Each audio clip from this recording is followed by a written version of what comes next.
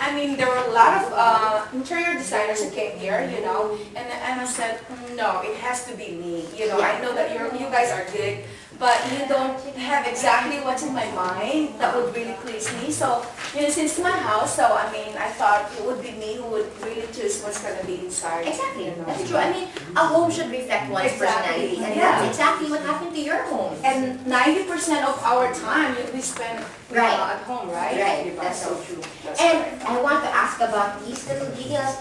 Ikaw ba nagdagdag nitong parang Yes, candle yes. holder? Oo.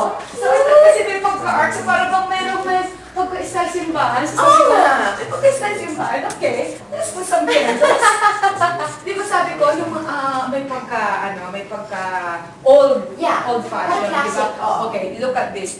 And then, look at yung mga yung mga... Chandelier, These bagay. are really old stuff. Hindi ka na maka-find ngayon ng mga ganyan. Saan mo ba nabili itong mga to? Yeah. Well, may supplier niya, may nagsusupply talaga, pero as of now, napakahirap na. Kung mabasag ng isa, nabasag ngayon, no?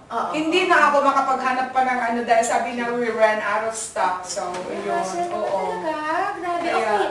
So, this is one thing I wanted to ask, no? So this home, nakita mo at binili mo, it's not like nagpatayo ka No, pa. it's not. It's not. Perfect. I had to go everywhere. Ang gaganda pa yung mga iba, mga modern ang style nila, pero I wanted something really na may pagka-old-fashioned. Yun talaga yung Yes, taste yun mo. ang taste ko. Kasi, Right. alam mo naman sister, sanay na ako sa mga modern, mga gano'n na mga tirahan doon, di ba? Yung mga gano'n. Pero sabi ko, sa Pilipinas gusto ko yung iba. Yung kuminsan nga, feeling ko para ako nasa simbahan. di ba? Di ba? Oo, parang nasa simbahan. Yun, mostly ang feeling ko dito. Compared to the different houses outside, talagang kakaiba siya. Talagang stand out. Parang, kaso dami pang ilaw sa loob. Yeah. Plus, it's actually located at the corner. So, Right.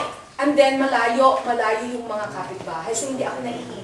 Perfect. Talaga, kahit, let's say, for example, if I'm gonna put up an event right here, kahit ilang hundreds of cars nandyan, hindi sila nakakaabala. That's perfect. You know, that's one thing I wanted to ask. Gaano ba kalaki itong property ito? Kasi parang it's so malawak. Malawak talaga. So, actually, approximately 700 square Apat na ang meters. laki. Oh my Oo. goodness. Wow. So, kaya, nagustuhan ko talaga yung, sabi something na kahit ilang tao ang iano ko, maaliwalas pa rin yung feeling nila, di ba? Hindi yung parang nagsisikipan. That's true. This is one thing also that I wanted to ask, no? Regarding your walls. Right. When you bought it, was it already painted white? It was already painted white. Lahat Since I like. Yeah, since I like. Oo. Because for me, you know, white is more of like, it gives you more space. Parang spacious tingnan. That's true. Oo, kasi pag dark, pero white really is my favorite. Talaga, aside Oo. from gold.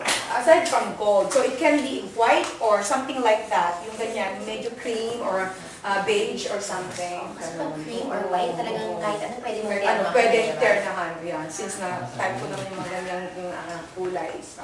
That's true. Saka nakakatawa na talagang ang lalaki ng windows mo. No? Oo. Ganun talaga yung style. Okay, kailangan talaga ipasadya ko lahat yung mga yung mga cortina, Diyos ko, di ba? At mahangin. Perfect pa Mahangin, corner pa. yes, So lahat ng yes, hangin yes. from both Lahat ng sides. hangin. Kasi walang nakakasagabal na ibang mga houses. So, that's why it's really fresh. Kaya kung minsan, pag nakaano na yan, talagang pumapasok talaga yung hangin. Oo. Ibublow ng hangin yung mga cortina. That's true. Hindi mo na kailangan masyado mag-fan dito dahil That's right. fresh Well, pa I na am eh. a big fan of I noticed there. that. That could fit Lalagay to ko nga ako eh. that could fit to a simbahan, actually. That's true. It was so funny when I bought that because sabi, Mom, this is too much kasi pang ano po ito eh. Yung pang industrial. Ano ko sabi ko, pang mansion, okay? You're so cute. Anyway, I was just, I was Kidding just around. bragging. I was just kidding around. This is one thing I want to ask as well. No?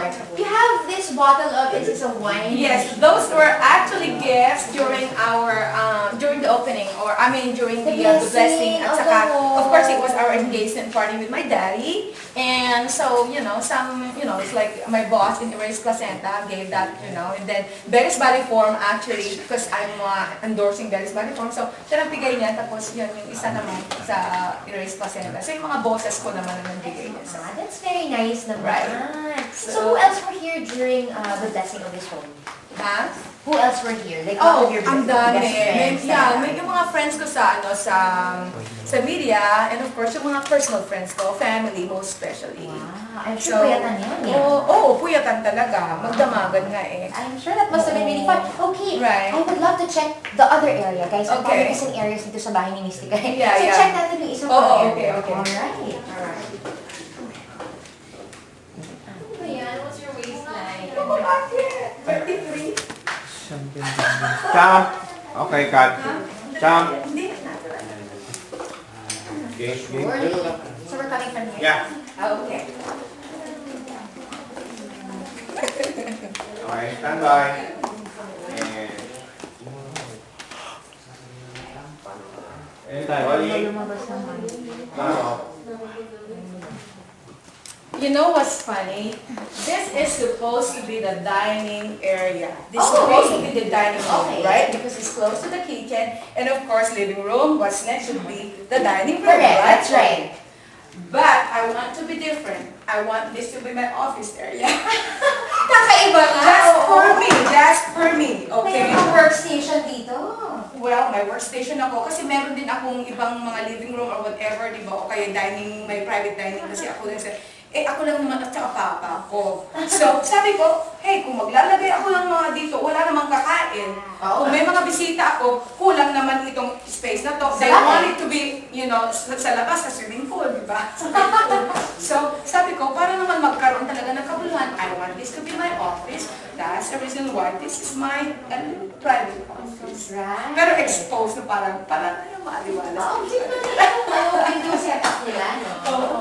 Kaya kung minsan nga, dahil of course, kasi yung computer ko nandun. Sometimes, I just wanna be with my laptop dito. Correct. Dito ako naka-face instead of facing right. Kaya kasi ang sarap din. Tapos nakikita ko sino yung mga, tapos minsan yung mga, yung mga nagja-jogging, Hi, Miss Sika! Oo nga. Kala ko easy access na Oo, nakikita diba? nila yung idol nila. Pero matanong ko, bakit Right. ang napili mo sa couch? It's so Ha? cute. Pink at the Pink. I like it pink. Pink. I like it pink kasi, tingnan mo, naka-pink ako. Oo Ayan. nga, that's Kasi true. para bang, yun yung parang, alam mo din, sometimes I feel like a little child. Really?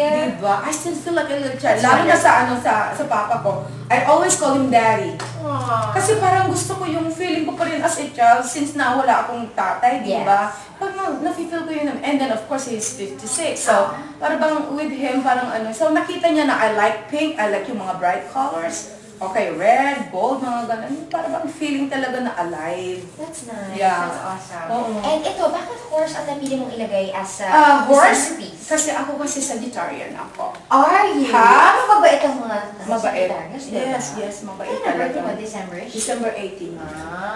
December 18. Tapos sabi mong half something. Di ba ang Sagittarius ay half ulo ng tao, half horse. Kaya since horse naman yung Sagittarius, okay, so horse ang kinuha ko. Kaya lang may pakpak eh. So, yung Kakaiba. horse, Kakaibang horse. well, since naman di ba sometimes like, yung ambitious, di ba? Exactly. And I'm exactly that way. Since That's I was a little wonderful. kid, I've always been a very ambitious girl. So gusto ko yung may pakpak. So yan siguro kaya sabi ko, it symbolizes me. Exactly. That's true. Where did you get this bag?